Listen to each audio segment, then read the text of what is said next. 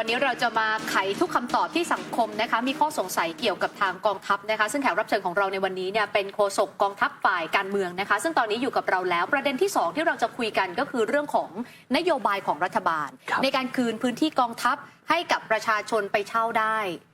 มันคือรายละเอียดมันคืออะไรคะคุณจิรายุเราคิดสมมติฐานก่อนนะครับว่าที่ดินของกองทัพเนี่ยไม่ใช่ที่ดินของกองทัพโดยแท้เป็นที่ดินของกรมธนารักษ์กรมธนารักษ์คือผู้แทนของประเทศนั่นแหละก็เอาที่ดินต่างๆให้กับส่วนราชการต่างๆไม่ใช่แต่เฉพาะกลาโหมอย่างเดียวทุกกระทรวงเนี่ยใช้พื้นที่กรมธนารักษ์นะครับคราวนี้กระทรวงกลาโหมหรือว่ากองทัพเนี่ยมันมีตั้งแต่ทัพไทยทัพบกเรืออากาศใช้พื้นที่ในสมัยโบราณ50 60 70 ปีที่แล้วเนี่ยในการทดลองเช่นยิงปืนใหญ่นะครับก็ต้องบอกว่าพื้นที่ตรงนี้เนี่ยตรงหนองบัวซออุดรธานีเนี่ยต้องการระยะประมาณสัก 5,000 ไร่นะ10,000 ไร่นะเวลาทิ้งระเบิดหรือฝึกโยนนู่นนี่นั่นแต่พอเหตุการณ์มันผ่านไป 40-50 ปีปุ๊บเนี่ยมันมีบางพื้นที่ไม่ได้ใช้พอไม่ได้ใช้ปุ๊บถ้าถามว่ารัฐบาลชุดนี้ไม่ทำอะไรเลยท่านด่าไม่ได้แน่นอนถูกปะก็คือไม่ต้องทำอะไรเลยไงถ้าไม่ทำอะไรเลยก็ปกติกองทัพก็บอกก็ที่ของกองทัพรัฐบาลชุดนี้ก็เลยมีความคิดว่าถ้าอย่างนั้นเนี่ยเมื่อกองทัพไม่ได้ใช้ประโยชน์อะไรเนี่ยแล้วมันเป็นพื้นที่ปลอดภัยสูงแล้วเนี่ยไม่ใช่พื้นที่ที่เดินไปปลูกไร่ปลูกนาแล้วไปโดนกับระเบิดก็ไปดูซิว่ามีจำนวนเท่าไหร่หนองบัวซอเนี่ยมีจำนวนเยอะหน่อยนะครับประมาณสักกี่ไร่ประมาณเกือบ10,000 ไร่ก็เลยทำข้อมูลมาว่า10,000 ไร่เนี่ยมันมีประชาชนบุกรุกมากน้อยขนาดไหนคำถามคือสมมติว่ามีประชาชนบุกรุกเจ้าหน้าที่ไปสามารถไปไล่ได้ทุกวันถูกไหมครับแต่ถ้ามีสัญญาคุณไล่เขาไม่ได้ทุกวันนะมันจึงเกิดการกำหนดว่าถ้าอย่างนั้นคนไปอยู่ในพื้นที่เนี่ยให้อยู่กี่ปีทำสัญญา3 ปีกับกรมธนารักษ์กับกระทรวงโทษกับกองทัพต่างๆดีไม่ดีเหรอครับเขาก็ดีไม่ใช่เหรอที่ผ่านมาเนี่ยคุณบุกรุกเข้าไปเขาจะไล่คุณวันไหนก็ได้แล้วคุณก็มาเที่ยวโวยวายบอกว่าเฮ้ยทำไมแค่3 ปีประธานโทษเลยครับบางพื้นที่เนี่ยแค่ปีเดียวเขาก็ไม่อยากต่อแล้วมันแรงเพราะบางที3 ปีเนี่ยมันอยู่ในความเหมาะสมเช่นท่านบอกว่าท่านปลูกนาปลูกไร่ปลูกต้นไม้บางอย่างแล้วเนี่ย3 ปีดินมันเค็มและเขาอยากย้ายสถานที่ก็สามารถทำได้มันจึงเป็นที่มาครับว่ากองทัพจึงให้พื้นที่ประชาชนเช่าในระยะเวลา3 ปีตามข้อตกลงของกรมธนารักษ์ไม่ใช่กองทัพเป็นผู้กำหนดนะครับเพราะเขตพื้นที่เนี่ยมันไม่เหมือนกันบางพื้นที่บอกอุ้ยฉันอยู่ใกล้เมืองอย่างแหลมฟ้าผ่าตรงป้อมพระจุลตรงสมุทรปราการเนี่ยเขตเมืองเขตเมืองก็อีกราคาหนึ่งเขตป่าในอุดรธานีที่หนองบัวซอก็อีกราคาหนึ่งเพราะฉะนั้นโดยเจตจำนงแล้วเนี่ยรัฐก็มีความเห็นว่าที่ดินที่รัฐไม่ได้ใช้เนี่ยแล้วมันปลอดภัยก็ให้ชาวบ้านไปใช้สิไม่ดีเหรอครับในคอนเซปต์ดีแต่ดูเหมือนกับว่าณตอนนี้มันจะเป็นประเด็นดราม่าเรื่องของการเมืองคือเอางี้ก่อนหนองวัวซอโมเดลเนี่ยอันนี้คืออำเภอหนองวัวซอที่จังหวัดอุดรธานีครับซึ่งรัฐอันนี้คือเริ่มดำเนินการแล้วใช่ไหมคะท่านนายกไปมอบเมื่อสัปดาห์ที่ผ่านมาพร้อมท่านรัฐมนตรีกลาโหมมอบแล้วใช่ประมาณเกือบ 10,000 ไร่นะคะแต่ปรากฏว่าสุดสัปดาห์ที่ผ่านมาคุณพิธาประธานที่ปรึกษาพรรคก้าวไกลก็ไปอุดรแต่เหมือนกับว่าคุณพิธาเองก็ไปตั้งข้อสังเกตเรื่องนี้ประมาณว่าที่ตรงนี้เนี่ยก่อนที่จะเป็นที่ของกรมธนารักษ์เป็นที่ราชพัสดุเนี่ยย้อนกลับไปอาจจะตั้งแต่ปี 2400 กว่าๆเนี่ยนะคะชาวบ้านเขาอยู่มาก่อนแล้วหลังจากนั้นเนี่ยค่อยมาขึ้นทะเบียนเป็นที่ราชพัสดุของกรมธนารักษ์แล้วหลังจากนั้นเนี่ยก็เหมือนมาไล่ชาวบ้านทั้งที่ชาวบ้านเขาอยู่มาก่อนในข้อเท็จจริงเนี่ยเอาให้เคลียร์เลยค่ะคุณจิรายุข้อเท็จจริงมันคืออะไรคะคือที่ดินของประเทศนี่นะครับสมัยก่อนเนี่ยเราไม่มีดาวเทียมเราใช้เดินป่าสำรวจแล้วก็ปักหมุดแล้วก็เขียนแผนที่ของทหารบ้างแผนที่ของกระทรวงเกษตรแผนที่โน่นนี่นั่นบ้างทีนี้เราไม่รู้หรอกว่าอันไหนป่าอยู่ก่อนคนอยู่ก่อนป่ามันมีหลายพื้นที่นะครับที่เราเรียกกันว่าเขตลุ่มน้ำ1ลุ่มน้ำ2ห้ามเข้าไปอยู่อาศัยห้ามทำเกษตรกรรมเพราะนั้นเรื่องอดีตถ้าพูด100 ปีที่แล้วยังไงก็พูดถูกเพราะฉะนั้นเราไม่พูดถึง100 ปีแล้วเราพูดปัจจุบันว่าเมื่อกรรมสิทธิ์มันเป็นของรัฐนะครับถ้าคุณจะต่อสู้คุณต้องต่อสู้มานานแล้วแต่เมื่อคุณยอมรับในกรรมสิทธิ์เป็นของรัฐวันนี้เนี่ยก็ต้องมาแก้ไขว่าถ้าเป็นของรัฐแล้วให้เช่าอย่างถูกต้องตามกฎหมายได้ไหมอันนี้คือโจทย์นะครับนี่ถ้าเกิดท่านจะไปแก้ไขประเด็นนี้มันไม่ได้แก้แต่เฉพาะที่ธนารักษ์นะครับมันมีที่สปกบทพ5ที่ชนอรู้จักไหมครับคืออะไรคะชี้นิ้วเอาเขาเรียกที่ชนอดิฉันก็ว่าทำไมดิฉันไม่รู้จักชนอชี้นิ้วเอาก็คือเฮ้ยของฉันตรงเนี้ย500 ไร่แล้วคุณก็ไปปลูกโน่นปลูกนี่แล้ววันดีคือดีหลวงมาไล่บอกว่าเฮ้ยจะต้องเอาคืนขอยื่นนะมีจ่ายค่าภาษีเป็นที่ครอบครองโน่นนี่นั่นมันอยู่กระบวนการที่1จบไปแล้วนะวันนี้มันคือกระบวนการหนองวัวซอคือโมเดลแบบนี้เนี่ย ถ้าชาวบ้านเขาไปอยู่จะอยู่ก่อนหรืออยู่หลังมันก็เป็นเรื่องที่พิสูจน์กันไป แต่ถ้าคุณไปอยู่แล้วคุณวันดีคืนดีพรุ่งนี้เขามาไล่คุณล่ะแต่ถ้ารัฐบาลทำสัญญา3 ปี แล้วคุณก็อยู่ไป3 ปีวางแผนชีวิตได้ดีกว่าไหมอ่ะมันจึงเกิดโครงการนี้ครับเพราะอย่างนั้นฝ่ายรัฐบาลก็ไม่ต้องทำอะไรเฉยๆเรื่องนี้ก็ดีกว่าถูกไหมครับมันไม่ได้อะไรนี่ครับมีแต่เอาที่ดินไปให้ประชาชนแต่ถ้าเกิดว่าฟังจากที่คุณพิธาพูดให้สัมภาษณ์ในลักษณะประมาณว่า3 ปีเนี่ยคุณจิรายุจะไปทำอะไรได้น้อยจังเลยคือพูดแบบฝ่ายค้านพูดเช่นนั้นครับเป็นผมก็จะพูดเช่นนั้นก็จะจับจุดแย่ๆมาพูดไงผมถามว่าเช่าบ้านเนี่ยโทษครับเช่าทำไร่ทำนาเนี่ยถ้าเป็นนานะครับทำปีละ2 ครั้งก็3 ปีก็6 ครั้งนะคุ้มนะแต่ถ้าปลูกสักทองเนี่ย3 ปีน้อยไปนะจะทำอย่างอื่นก็น้อยไปเพราะฉะนั้นขอบเขตของการกำหนดเนี่ยมันควรจะกำหนดยังไงล่ะครับ3 ปี5 ปี1 ปีคุณกำหนดตรงนี้10 ปีครอบครองปรปักษ์เกี่ยวข้องไหมหรือตรงอื่นคุณก็ต้องใช้กฎหมายเดียวกันคุณจะไปบอกที่นี่3 ปีที่นู่น7 ปีที่นู่น5 ปีมันก็ไม่ได้เพราะฉะนั้นผมเชื่อว่าที่ผ่านมาตัวเลข3 ปีเนี่ยมันเป็นตัวเลขเริ่มต้นแล้วรัฐบาลมองบอกว่าคน90%เขาทำไปแล้ว3 ปีมันไม่เวิร์กท่านใช้5 ปีเถอะอนาคตท่านพิธามาเป็นนายกรัฐมนตรีท่านก็ปรับเป็น5 ปีไปสิแต่ตอนนี้มันเริ่มต้น3 ปีถือว่าเป็นการเริ่มต้นที่ดีของรัฐบาลนายกเศรษฐาแล้วนะก็คือเป็นโครงการนำร่องก่อนถูกต้องครับเป็นโมเดลนำร่องอยู่ดีๆคุณมาบอก5 ปีปึ้งเกิดพอทำไป2 ปีก็บอกโอ้ยดินเค็มแล้วฉันไม่เอาแล้วฉันคืนแล้วยังไงมันต้องมีเหตุมีผลไหมครับค่ะมองในมิติการเมืองมันคือการสู้กันระหว่างเพื่อไทยกับก้าวไกลหรือเปล่าคุณจิรายุคือผมมองว่านโยบายเพื่อไทยทำออกมามันปังเนี่ยมันปังต่อพี่น้องประชาชนครั้นที่ฝ่ายค้านจะไม่พูดอะไรเลยจะไม่ใช้ลักษณะแบบนี้เนี่ยก็เกรงว่าเดี๋ยวมันจะถล่มลึกความรู้สึกผมนะนี่ผมพูดแบบฝ่ายค้านนะถ้าเป็นผมจะไม่พูดเรื่องนี้ผมก็จะมองว่าหนองวัวซอเนี่ยคุณไปลดค่าธรรมเนียมเขาหน่อยได้ไหม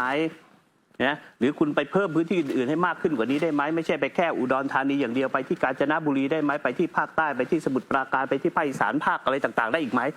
มันคือแนวคิดของฝ่ายค้านนะแต่เหมือนคุณพิธาจะมองมุมกลับนะคะคุณก็ไปพื้นที่อื่นสิแล้วคืนหนองวัวซอให้กับชาวบ้านคือหนองวัวซอให้กับชาวบ้านความหมายคืออะไรครับคือผมบอกไงสารตั้งต้นตั้งแต่ต้น80 ปีที่แล้วแน่นอนครับประเทศเรามีคนกระจายอยู่ทั่วไปเป็นที่ชนอทางนั้นชี้นิ้วเอาฉันอยู่ตรงนี้บ้านฉันอยู่ปักเขตนี้ไปถึงนู่นแต่ไม่มีหลักฐานไงแต่เมื่อหลวงเข้าไปเขียนแผนที่โน่นนี่นั่นมีตั้งแต่นส3 สปกโน่นจนกระทั่งออกโฉนดแล้วเนี่ยมันผ่านกระบวนการทำซ้ำจนพิสูจน์ได้มาแล้วเนี่ย50 60 70 ปีวันนี้ตรงนี้เป็นที่ธนารักษ์ถ้าจะคืนให้กับชาวบ้านมันก็ต้องไปต่อสู้ในกระบวนการแต่เราพูดถึงประเด็นว่าจะเอาพื้นที่ที่ธนารักษ์ครอบครองหรือของหลวงเนี่ยให้ประชาชนได้ใช้ประโยชน์กว่าเนี่ยมันดีกว่าหรือไม่มันคนละเรื่องกันนะใช่อันนี้เหมือนคนละไม่เอา2 เรื่องมาไม่ใช่คนละบุเขาเอา2 เรื่องมารวมกันใช่แล้วคุณไปให้เขาเช่าทำไมคุณไม่พิสูจน์ติดแล้วว่าเขาคือเจ้าของเดิมแล้วถามว่ามันต่อสู้กันมาถึงกระบวนการไหนจนกระทั่งเป็นที่ธนารักษ์มันไม่ใช่แค่หนองวัวซอนะครับมันเป็นทั้งประเทศ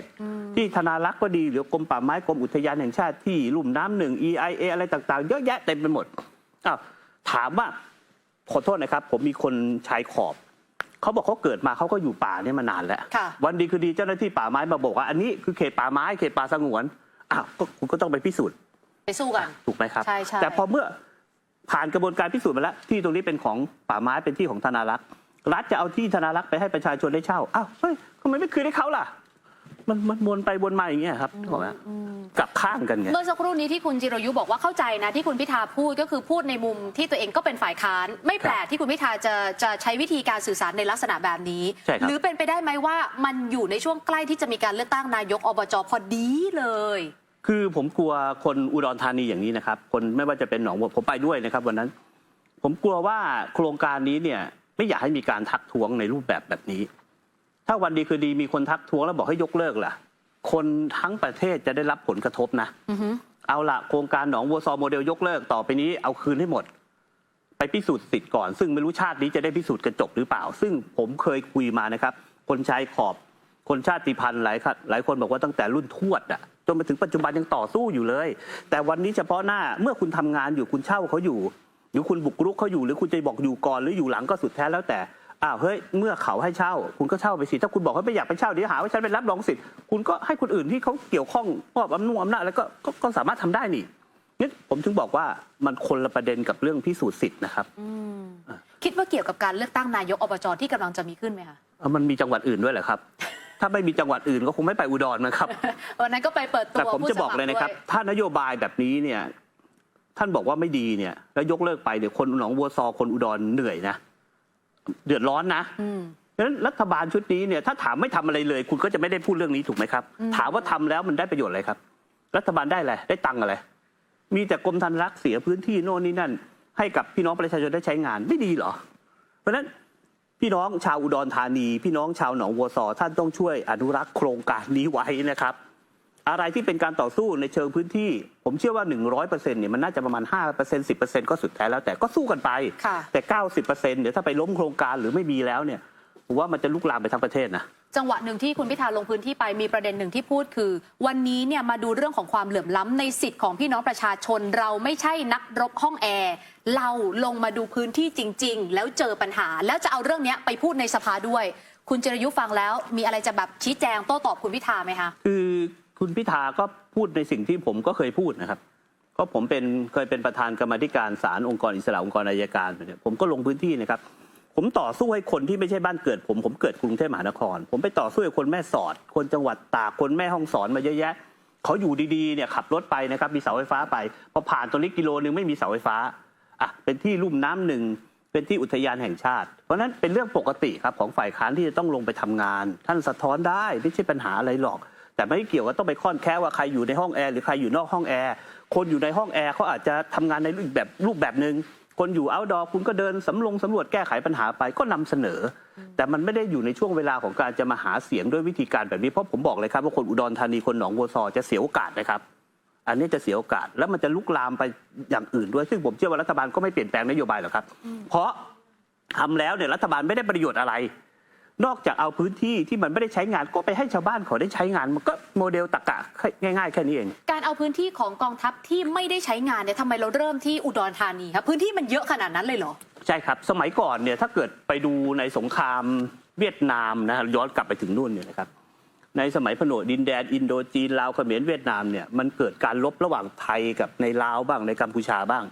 ก็มีการเอาฐานทัพของอเมริกันขอโทษนะครับสมัยก่อนเราเรียกว่า GI เนี่ยมาตั้งฐานทัพที่อุดรธานีมันก็มีสนามบินมีโน่นนี่นั่นเวลาขีดเส้นเนี่ยนะครับให้กองทัพมันก็กว้างใหญ่ไพศาลในสมัยยุคสงครามแต่พอเวลามันเดินมาวันนี้อุดรธานีมันไม่ใช่เมือง GI แล้วอะมันไม่ใช่เมืองกองทัพอเมริกันที่มาตั้งฐานทัพเพื่อจะไปทิ้งระเบิดในอินโดจีนนู่นนี่เนี่ยก็เลยรู้สึกว่าเฮ้ยพื้นที่มันกว้างไปก็ขดลงมาหน่อยได้ไหมมันจึงเริ่มจากโมเดลที่มันทำได้ง่ายเพราะมันเป็นแปลงใหญ่แต่บางพื้นที่อย่างจังหวัดกาญจนบุรีที่ไซโยกเนี่ยแปลงเล็ก 2,000 กว่าไร่ของกองบัญชาการกองทัพไทยอย่างเงี้ยก็ค่อยๆทำไปมันจึงเริ่มที่หนองบัวซอโมเดลไงครับเพราะว่ามันทำได้ง่ายถูกต้องครับพื้นที่มันใหญ่ย้อนกลับไปสมัยก่อนเนี่ยเขามีฐานทัพอเมริกันไงมันก็ต้องเขียนว่านี่เขตพื้นที่ทหารนะว่างประมาณสัก 50,000 ไร่สมมติต้องปลูกข้าวปลูกน้ำด้วยปลูกข้าวเลี้ยงสัตว์ด้วยนะสมัยก่อนคือพื้นที่ทหารนะครับสมัยก่อนเนี่ยเขาไม่ได้มาซื้อตลาดไทยอ่ะกองทัพต้องเลี้ยงวัวเลี้ยงหมูเลี้ยงหมากาไก่เองอ่ะแล้วก็เอาปลูกข้าวถูกแล้วก็ทำให้กับกองทัพมันจึงต้องกำหนดเขตพื้นที่ไว้มากแต่พอถึงปัจจุบันแล้วโอ้โหเดี๋ยวนี้มีคนส่งให้กองทัพทำอาหารเลี้ยงทหารก็ลดหน่อยได้ไหมจึงเป็นที่มาว่าทำไมจึงต้องเป็นหนองบัวซอโมเดลไงครับแล้วนอกจากที่อุดรธานีเนี่ยในแผนจริงๆแล้วเนี่ยที่อื่นมีอีกไหมคะผมประชุมเมื่อสัปดาห์ก่อนหน้านี้นะครับท่านรัฐมนตรีก็ได้สอบถามในที่ประชุมกับผู้นำเหล่าทัพตอนนี้เดี๋ยวสัปดาห์หน้าเนี่ยจะมาเขย่ากันอีกทีนึงว่าแต่ละจังหวัดเนี่ยมีที่ไหนเพิ่มเติมอะไรบ้างซึ่งจริงๆแล้วมันมีหลากหลายนะครับกองทัพเรือก็อาจจะมีที่ป้อมพระจุลนะครับกองทัพบกกองทัพอากาศก็มีอีกหลากหลายมีที่สนามบินนครพนมใกล้สนามบินสมัยก่อนเนี่ยอุดรธานีกับนครพนมมันใกล้กันเวลากองทัพมาแล้วก็บินจอดที่นครพนมบินที่อุดรธานีบินไปอินโดจีนไปเวียดนามสงครามเวียดนามอะไรต่างๆนี่มันก็ลักษณะคล้ายกันก็ค่อยๆทำไปเรื่อยๆครับทั้งนี้ทั้งนั้นเนี่ยจะต้องดูทางกายภาพคือว่าในพื้นที่วงเนี้ยมันมีชาวบ้านไปอยู่แค่ไหนแล้วเวลายิงขีปนาวุธหรือยิงปืนใหญ่105สมัยก่อนยิงไปตึ้มเนี่ยไม่ใช่ว่าไปให้ชาวบ้านเขาไปเช่าต่อแล้วไปลงกลางวงข้าวเขาไอ้เงี้ยมันก็ต้องศึกษาไม่ใช่คิดวันนี้พรุ่งนี้ทำได้อย่างกองทัพเขาก็มาชี้แจงนะครับบอกว่าตรงนี้เป็นระยะยิงปลอดภัยแล้วครับเดินสำรวจแล้วมีการตรวจสอบระเบิดอะไรที่ฝังตามโน่นนี่นั่นในอุดรเนี่ยสมัยก่อนมันโดนทิ้งระเบิดเยอะนะครับก็เลยเป็นแนวทางว่าถ้าอย่างนั้นอนาคตเนี่ยเราจะรู้เลยครับว่าทั้งประเทศ77จังหวัดเนี่ยจะมีจังหวัดไหนของมณฑลทหารบกทหารอากาศทหารเรือภาคไหนเนี่ยมีมากน้อยขนาดไหนคิดว่า ในรัฐบาลชุดนี้ปีนี้เนี่ยน่าจะเห็นตัวเลขชัดเจนมากขึ้นครับทางกองทัพเขาโอเคใช่ไหมคะกับนโยบายนี้ของรัฐบาลที่ผ่านมาผมว่ามันเป็นกองทัพที่พลเรือนเข้ามาเราไม่ได้มีท่านรัฐมนตรีกลาโหมชื่อพลเอกสุทินคลังแสงท่านเข้ามาท่านก็คิดแบบประชาชนนะครับผมก็เป็นพลเรือนเข้าไปก็ให้ความเห็นโน่นนี่ผมคิดว่ากองทัพก็ตอบรับนะครับอันไหนที่เป็นพื้นที่ความมั่นคงท่านก็พูดชัดนะครับบอกตรงนี้ไม่ได้นะครับท่านครับเพราะว่ายังไม่เคยได้เคลียร์เลยเดินไปเกิดให้ชาวบ้านไปเลี้ยงสัตว์ระเบิดตูมขึ้นมาตายไปทำไงก็มีการพูดคุยนะครับเพราะฉะนั้นสิ่งที่มอบให้กับพี่น้องประชาชนทำสัญญาเนี่ยนะครับมันเป็นการตอกย้ำและให้โอกาสเขาว่าเขาได้กำหนดชีวิตอย่างเป็นระบบคำถามคือถ้าผมอยู่ตรงนี้ไม่รู้พรุ่งนี้เขาจะมาไล่ผมเมื่อไหร่แต่ถ้ามี3 ปีอย่างน้อยผมก็กำหนดชะตาชีวิตผมแล้วถ้าผมปลูกมันสำปะหลังเนี่ยรอบเดือนมันแค่5 เดือนมันก็กินได้แล้วเนี่ยผมปลูกได้กี่ครั้งอะไรอย่างเงี้ยผมว่ามันก็ดีนะตั้งแต่เป็นอยู่ประเทศนี้มาผมก็ไม่เคยเจอกรณีอย่างนี้เหมือนกันนะคือดิฉันนั่งฟังคุณจิรยุมาเนี่ยย้ำบ่อยมากว่าในอดีตเนี่ยเคยเป็นฝ่ายค้านแล้วเคยตรวจสอบกองทัพแบบหนักหน่วงด้วยมีอะไรที่อยากจะสอนมวยแบบฝ่ายค้านรุ่นน้องไหมคะว่าถ้าคุณจะตรวจสอบเนี่ยคุณต้องเป็นแบบนี้แบบนี้แบบนี้จริงๆแล้วก็ไม่อยากจะบอกเขาเดี๋ยวเขาเอาผมไปใช้ แต่สิ่งที่เขาพูดทุกวันนี้มันตอบได้ทุกประเด็นไงเขาต้องพูดในสิ่งที่ตอบไม่ได้ที่รัฐบาลตอบไม่ได้อะแต่อย่างเรื่องกู้เรือรบเนี่ยมันก็พูดยากก็มันเกิดมาตั้งแต่สมัยปี65จะมอบที่ดินหนองวัวซอมันก็ไม่เคยเกิดขึ้นการรณรงค์เกณฑ์ทหารสมัครใจมันก็เคยมีมาไหมมีมาแต่อาจจะยังไม่เข้มข้นการกองทัพโปร่งใสทหารเป็นของพี่น้องประชาชนผมว่ามันก็ดำเนินการแหมท่านครับกองทัพเขาอยู่กันมาสมัยลุงตู่เนี่ยตั้ง8-9 ปีพวกผมมาอยู่กันได้4 เดือน5 เดือนเองได้แค่นี้เนี่ยถือว่าคุณพระแล้วล่ะคุณพระคือดีใจเมื่อกี้คุณจิรยุพูดถึงประเด็นหนึ่งก็คือเรื่องของการเกณฑ์ทหารที่ฉันนึกขึ้นได้ประเด็นเรื่องของสสหนีทหารเนี่ยไปถึงไหนแล้วเนี่ยตอนนี้เนี่ยนะครับกองบัญชาการรักษาดินแดนนะครับเขาจะเป็นหน่วยงานที่ดูเรื่องของการเกณฑ์ทหารเขาก็ให้นายทหารไปแจ้งความที่โรงพักแล้วก็อยู่ในกระบวนการของพนักงานสอบสวนนะครับก็ไม่อาจก้าวล่วงได้แต่ก็ย้ำเตือนนะครับเมษาพฤษภาเนี่ยจะเป็นช่วงที่มีการเขาเรียกอะไรเกณฑ์ทหารจับใบดำใบแดงจริงๆแล้วการไปเป็นทหารเดี๋ยวนี้เนี่ย6 เดือนปีนึงเนี่ยได้อะไรเยอะแยะมากมายนะครับเช่นคุณไปเป็นแล้วคุณไปเรียนหนังสือต่อในนั้นก็ได้นะคุณมีเงินเดือนนะคุณออกมาคุณมีสิทธิ์จะไปสอบใน10ได้นะคุณมีโอกาสไปเป็นใน10ทหารใน10ตำรวจทหารเรือบกอากาศคุณก็สามารถทำได้ผมคิดว่าไอ้อย่างเงี้ยเห็นไหมมันก็มีรัฐบาลแบบประชาชนนี่แหละที่ทำคำถามคือถ้าเป็นรัฐบาลในสมัยก่อนขอโทษนะครับแต่สมัยคสชเนี่ยเขาไม่ทำหรอกแต่โอเคอาจจะค่อยๆทำเท่าที่ฉันดูไส้ในเนี่ยก็ค่อยๆทำแต่ว่าค่อยๆลดสัดส่วนการเกณฑ์แบบไม่ได้สมัครใจทีละนิดทีละนิดแต่ตอนนี้คือเราเริ่มชัดเจนแล้วว่าเราจะใช้วิธีการเกณฑ์ทหารแบบสมัครใจคือเพิ่มแรงจูงใจให้คนเข้ามาเป็นทหารถูกไหมคะคือการเกณฑ์ทหารสมัครใจหรือไม่เนี่ยมันขึ้นอยู่กับตัวของเด็กและผู้ปกครอง1คือแม่ผมไม่อยากเกณฑ์เลยไปเดี๋ยวโดนกระทืบขอโทษนะครับหนูไม่อยากไปซักผมไม่อยากไปซักกางเกงในให้กับคุณนายเลยถูกไหมมันเป็นภาพจำมันเป็นภาพจำคราวนี้กองทัพยุคบิ๊กทินก็ต้องอธิบายให้ได้ว่าเฮ้ยเข้ามามันไม่ใช่อย่างนั้นนะท่านนายพลท่านผู้บัญชาการทั้งหลายแหล่เดี๋ยวนี้โลกโซเชียลมันไวนะท่านจะไปทำแบบนั้นก็ไม่ได้แล้วนะเราก็ต้องบอกเขาว่าปลอดภัย2เข้ามาแล้วได้อะไรบ้าง เช่นคุณได้เข้ามาฝึกร่างกายฝึกระเบียบวินัยออกไปโน่นนี่นั่น3ขอโทษนะครับน้องบางคนติดยาเสพติดมาตรวจมาฉี่ม่วงเฮ้ยเข้ามาฝึกวินัยโน่นนี่นั่นไม่ใช่เข้ามาปากดำเลยมาออกไปต้องปากแดง อะไรอย่างเงี้ยมันก็ทำให้พ่อแม่ก็มีแรงกระตุ้นนะครับจากนั้นก็เสียเวลา6 เดือน1 ปี 2 ปีกับการเข้ามาอยู่6 เดือน1 ปี 2 ปีแล้วคุณได้วุฒิปวชสมมติเพราะกองทัพในยุคท่านสุทินคลังแสงก็พูดคุยกับกระทรวงต่างๆที่เกี่ยวข้องศึกษาธิการอวอะไรเพื่อเข้าไปอยู่แล้วมีโอกาสเรียนกศน.ก็ได้ไอ้อย่างเงี้ยมันก็เป็นแรงจูงใจอีกหน่อยเราก็ไม่ต้องเกณฑ์ทหารแล้วดูเขตคลองสามวาบ้านผมรับสมัคร500 คนวันนี้คนมาสมัคร600แล้วต้องคัดออกอะไรอย่างเงี้ยมันก็ไม่จำเป็นต้องเกณฑ์ทหารแล้วหรอครับแต่ว่าทำอย่างไรให้มีความเชื่อว่าอยากจะเข้าไปในบ้านหลังนี้มากกว่าทุกวันนี้เรากลัวไงแล้วณตอนนี้เองเนี่ยสิ่งที่เราทำเนี่ยทำให้ประชาชนเขาสนใจที่จะมาสมัครเป็นทหารเยอะขึ้นไหมคะคือตัวเลขมันเริ่มบอกหรือยังเมื่อวานเพิ่งสรุปตัวเลขครับของแต่ละกองทัพก็จะส่งมาที่สขกหก็คือศูนย์ข่าวของกระทรวงกลาโหมนะครับซึ่งผมอยู่ในนั้นเนี่ยก็จะเห็นตัวเลขว่าเพิ่มมากขึ้นเมื่อเปรียบเทียบกับปีที่แล้วเพราะนั้นเนี่ยก็มั่นอกมั่นใจครับว่าก่อนจะปิดจ็อบเรื่องนี้เนี่ยน่าจะมีแคมเปญอีกคือสมัยก่อนเนี่ยคนจะเกณฑ์ทหารต้องเดินเข้าไปกองทัพควรจะบุกเข้าไปหาบ้างได้ไหมเช่นออกบูธที่ห้างสรรพสินค้า แล้วก็บอกให้คุณพ่อคุณแม่มาสมัครได้ง่ายทุกวันนี้มีสมัครทางออนไลน์ไม่ต้องเดินทางไปอันนี้เป็นเรื่องที่กลาโหมทำนะครับอีกเรื่องคือเรื่องของสวัสดิการต่างๆอย่างล่าสุดในเรื่องของสนามกอล์ฟเรื่องของไฟฟ้าสัตหีบเนี่ยมีเวลาไหมครับสัก1 นาทีค่ะคือ80 ปีที่แล้วเนี่ยอำเภอสัตหีบเป็นอำเภอที่ถูกประกาศเป็นอำเภอความมั่นคงของชาติเพราะฉะนั้นอำเภอสัตหีบ5 ตำบลเนี่ยไม่สามารถใช้ไฟฟ้าของภูมิภาคได้ใช้ไฟฟ้าของกองทัพเรืออย่างเดียววันนี้มันผ่าน80 ปีมีตั้งแต่โรงแรมแอมบาสเตอร์ไล่ขึ้นไปนะครับจอมเทียนการ์ตูนเน็ตเวิร์กเนี่ยชาวบ้านก็เริ่มร้องว่าทำไมต้องไปใช้ไฟฟ้าทหารเรือตอนนี้กรรมาธิการที่ผมเป็นประธานเนี่ยก็พิจารณากองทัพเรือก็พร้อมที่จะปล่อยให้กับการไฟฟ้าภูมิภาคไปดำเนินการแต่แบบแค่ไหนอย่างไรอย่างนี้เป็นต้นสนามงูที่อยู่กลางสนามบินเนี่ยก็กำลังจะยกเลิกท่านผู้บัญชาการทหารอากาศท่านก็บอกว่าโอเคเห็นด้วยที่กรรมาธิการและท่านนายกรัฐมนตรีดำริเนี่ยผมถามว่าในรัฐบาลทั่วไปอ่ะไม่ค่อยเห็นทำนะก็รัฐบาลท่านนายกเศรษฐาท่านสุทินนี่แหละที่ทำเรื่องพวกนี้ต่อไปนี้ไม่เห็นสนามงูกลางดอนเมืองแล้วนะครับในอีกไม่กี่เดือนข้างหน้านี้ยกเลิกแล้วซึ่งทางกองทัพก็โอเคเขาก็พร้อมครับใช่โอเควันนี้ขอบพระคุณมากแหมเคลียร์ได้ครบถ้วนพอสมควรนะคะถ้ามีข้อสงสัยอะไรอีกเดี๋ยวต้องขออนุญาตเชิญมาอีกนะคะขอบพระคุณคุณจิรายุค่ะ